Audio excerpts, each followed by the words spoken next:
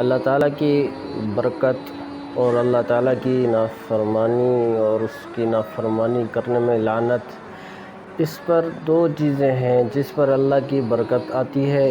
وہ کیا ہے، اور جس پر اللہ کی لعنت برستی ہے انسان پر کہ اس کے سارے راستے بند ہو جاتے ہیں، وہ کیا چیز ہے؟ سب سے پہلے جو اللہ تعالیٰ کی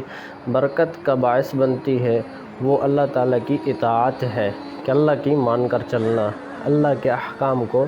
مان کر اور ان پر عمل کرنا۔ اس میں اللہ تعالیٰ کی اس اطاعت میں اللہ کی برکت برستی ہے،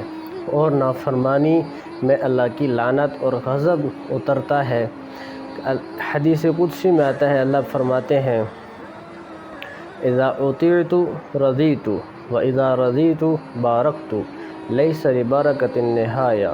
کہ جب میری اطاعت کی جاتی ہے تو میں راضی ہوتا ہوں، اور جب میں راضی ہوتا ہوں تو پھر میں بارکت، پھر میں برکت ہی برکتیں دیتا ہوں، اور جب میں ناراض ہوتا ہوں اور جو میری برکت ہے وہ ہمیشہ کے لیے ہے اور کبھی ختم نہیں ہوگی، لیس لبرکۃ النہایہ، کہ برکت ہمیشہ ہمیشہ کے لیے، اور سب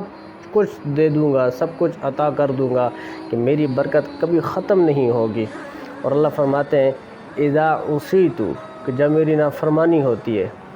پھر میں کیا کرتا ہوں، غضبت، پھر میں غصہ کرتا ہوں، واذا غضبت، پھر جب میں غصہ کرتا ہوں، لعنت، اور میں پھر اپنی لعنت بھیجتا ہوں، وان اللعنۃ، اور جو میری لعنت ہے برستی ہے وہ پھر کیا کرتی ہے، تبلغ من الولد السابعہ، کہ 7 نسلوں تک میری لعنت برستی ہے۔ تو اللہ کی اطاعت میں اللہ کی برکت اترتی ہے، اور اللہ کی نافرمانی میں اللہ کی غضب اور اللہ کی لعنت برستی ہے۔ تو اللہ کی اطاعت میں آنا یہ ہمارا مین مقصد ہے، اور اللہ کی نافرمانی سے بچنے کے لیے یہی ہے کہ اللہ کی اطاعت میں آ جائے، کہ اللہ کے غضب سے بچنے کے لیے یہی ہے کہ اللہ کی اطاعت میں آ جائے۔ مسلمان نام ہے کہ فرما بردار، کہ ہم فرما بردار ہیں، نافرمان نہیں ہیں۔